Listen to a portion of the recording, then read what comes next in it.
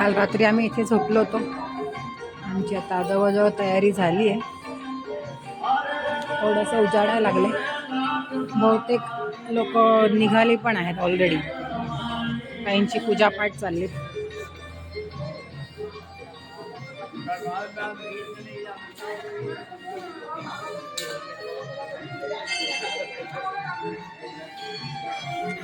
गाद्या वगैरे असतात त्या आश्रमात. सुखसुविधा भरपूर आहेत.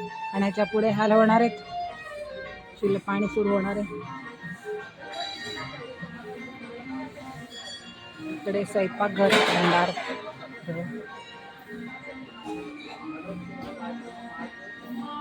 इकडे ब्लँकेट्स ठेवलीत. इकडे सगळा मार्ग लिहिलेला आहे, कसं काय, कुठल्या बाजूनी किती किलोमीटर, काय काय कुठे कुठे सुविधा आहेत याचं छापील एक पॅम्पलेट पण आम्हाला दिलं.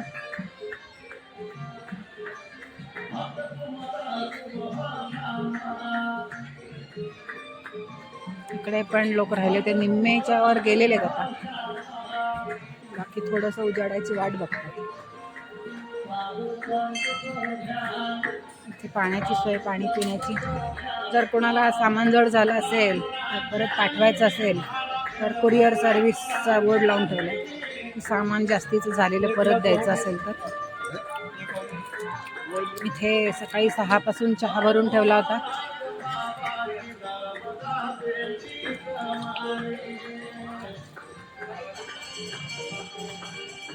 इकडे सगळीकडे जेवणाची सोय होती. जेवायच्या पट्ट्या घातल्या होत्या. निःशुल्क नेत्र परीक्षण असं पण आहे ते. म्हणजे तिथे फोन करून ते डॉक्टर येतात.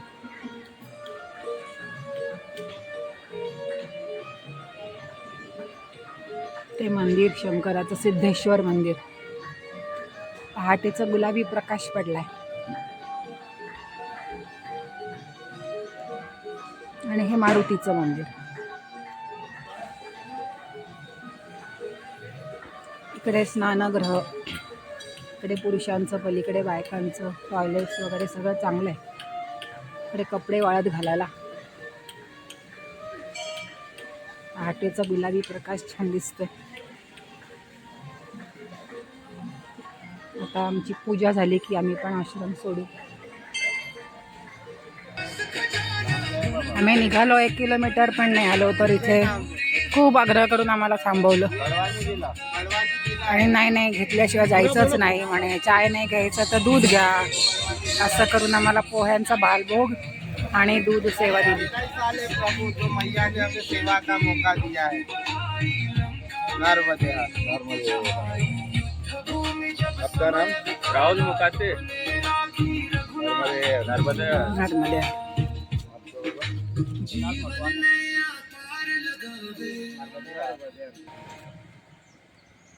वाटेत छोटी छोटी गावं लागतात, छोटी छोटी मंदिरं लागतात, छान छान डेकोरेट केलेली, पेंटिंग केलेली. कल्याणपुरा म्हणून गाव आलंय.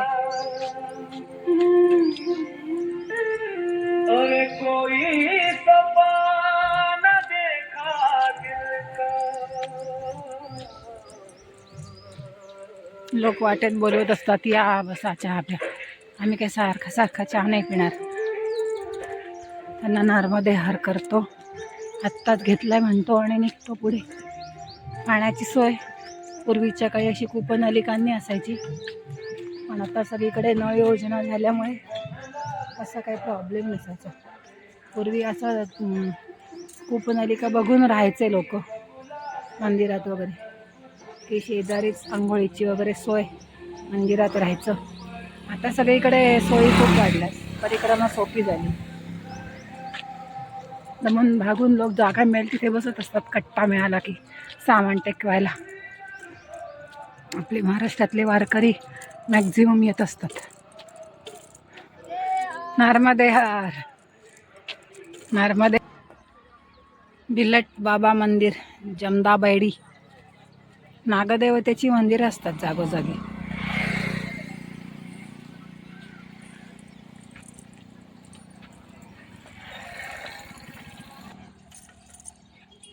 मोठ्या शेतकरी जे असतात, ज्यांची खूप जमीन असते, त्यांचे असे विलाज असल्यासारखे असतात. म्हणजे कंपाऊंड वॉल, आतमध्ये ट्रॅक्टर्स वगैरेची ठेवायची सोय, कापूस किंवा इतर धान्य ठेवण्याची कोठ्या, आणि मग पलीकडे घरं, असं सगळं असतं. मोठी मोठी शेतं असतात, म्हणजे अशी छोटे छोटे तुकडे नसतात.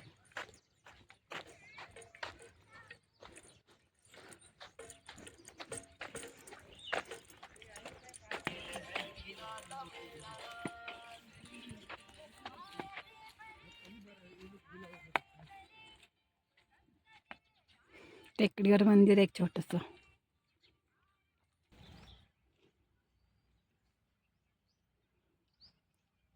शेताच्या कडेला छान देवींचा विग्रह आहे. मस्त झाडांच्या खाली विसावल्यात त्या.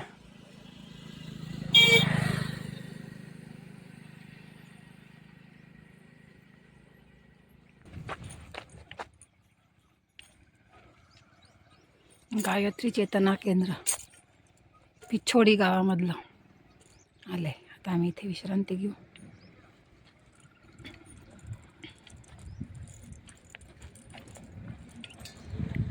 प्रखर प्रज्ञा, सजल श्रद्धा.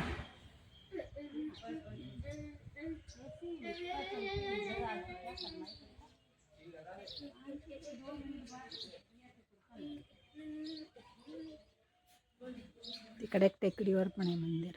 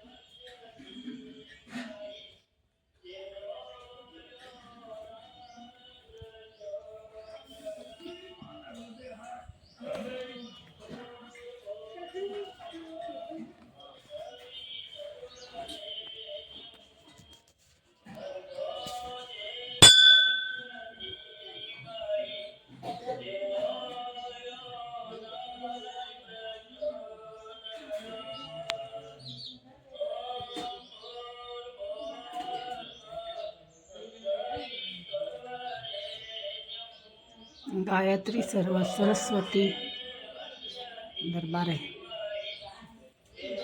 काली आहे का शिरावाली.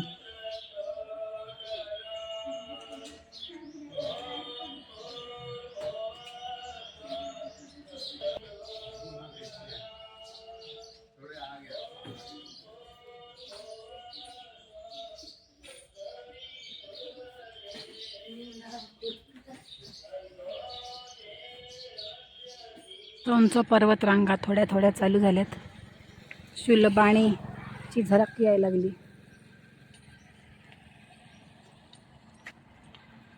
आम्ही आता भवती गावाकडे निघालोय. अजून 3 किलोमीटर. तिथे जेवणाचा मुक्काम, आणि मग बहुतेक तिथेच राहू किंवा मग बघू, आराम झाल्यावर ठरवू काय.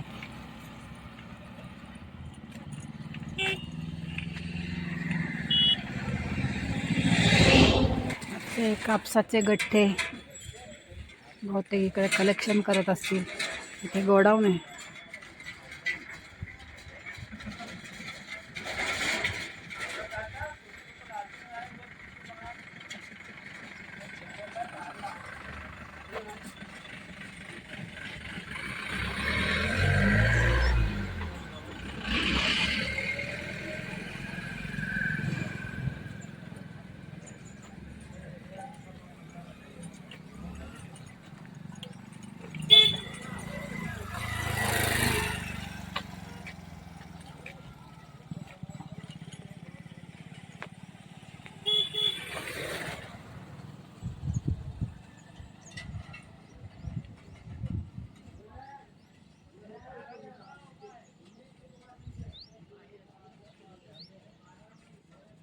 नर्मदा मैयाच्या पाण्यामध्ये घरं खूप बुडली, म्हणजे गावाच्या गावं बुडली ना.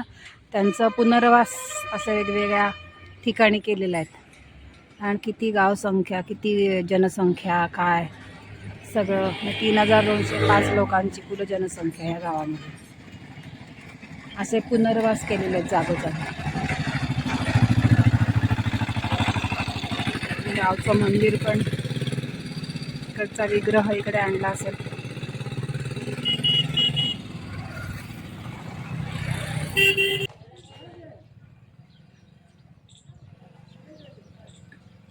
सबरी मंदिर आहे इकडे.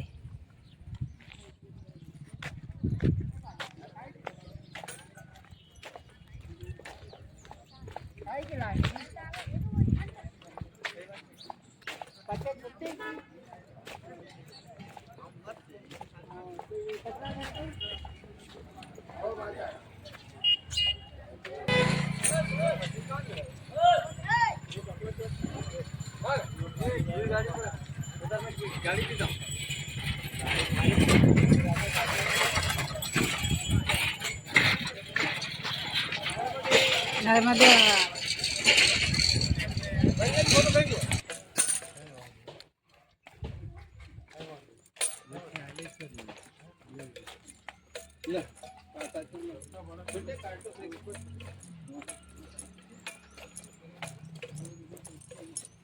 नर्मदे हार.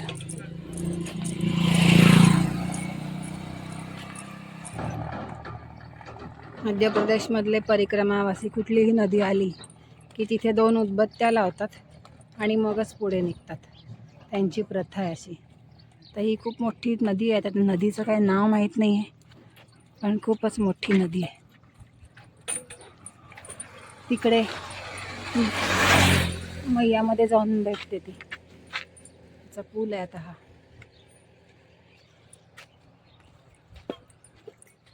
आणि ते सगळे डोंगर डोंगर शूल पाणीचे डोंगर. पुढची आव्हानं आहेत आम्हाला आता. अजून काही दिवस रस्ते आहेत बांधलेले. पुढे पुढे कच्चे रस्ते, पायवाटा.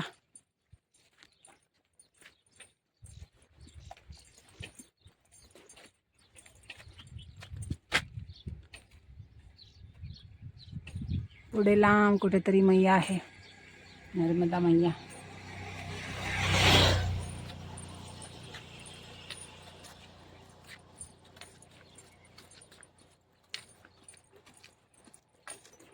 रस्त्यामध्ये एक गाडी थांबली आणि आम्हाला बालभोग दिला. चिवडा मस्तपैकी झणझणीत आणि केळं. आमचं डेस्टिनेशन अजून 2 किलोमीटर आहे. तर काय एवढा छान चमचमीत चिवडा मिळाल्यावर खाल्ल्याशिवाय राहणार आहे का? त्यामुळे आम्ही आता खायचं ठरवलंय.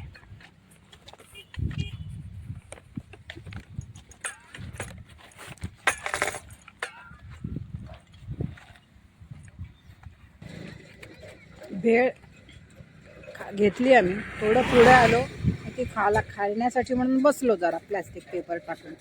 तर एक मोटरसायकल येऊन थांबली. त्यांनी परत आम्हाला बिस्किटचा पुडा आणि मस्तपैकी पेरू दिला. इतका टेस्टी, इतका ताजा पेरू, म्हणजे तुला तोडल्याबरोबर रस गळला. इतका सुंदर पेरू आणि गोड. आमचं जेवण इथंच चालू आहे आणि आराम पण.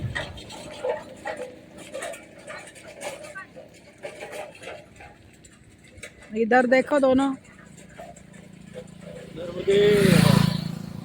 पेरू कसा होता? ती भोवतीच्या आश्रमात पोहोचलो आम्ही. ज्वारीचा खिचडा आणि मुगाची उसळ खाल्ली. त्या रस्त्यापासून थोडंसं उंचावरती सपाटी आहे, त्या ठिकाणी आश्रम स्थापन केलाय. थोडंसं शेडमध्ये आणि थोडंसं पक्क बांधकाम केलंय. अजून काम चालू आहे म्हणजे, पण आत्ता तरी आडोसा आहे. टँकर ठेवलाय. टँकरमधनं पाण्याने आम्ही कपडे धुतले मगाशी.